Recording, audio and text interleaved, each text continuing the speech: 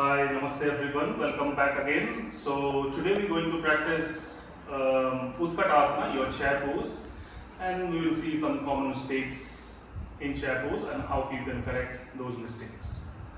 So let's see how we do Utkatasana first. So I'm going to ask my student to stand in Samasthiti. So Samasthiti again, your feet are hip width distance apart and your toes are fairly facing your front, and the toes in slightly.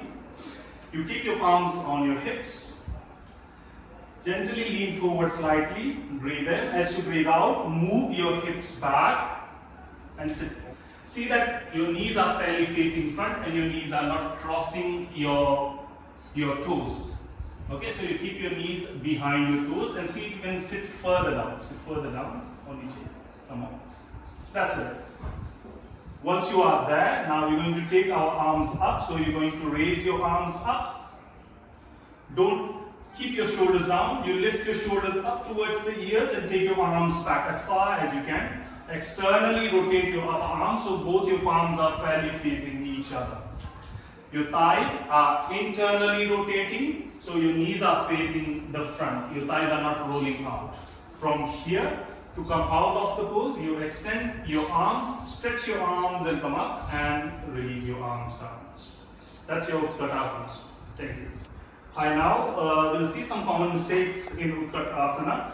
As you can see, my student, so you always check from the base, his feet are quite fine, but as you can see, his knees are going beyond his toes or exceeding his toes. And as you can see, his back is rounded and arms are dropping down. So now what he needs to do is, he needs to come out of the pose, come out and release your arms down.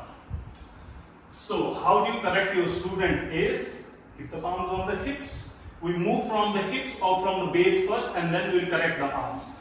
So first thing what you're going to do is, before you sit down, you lean forward slightly.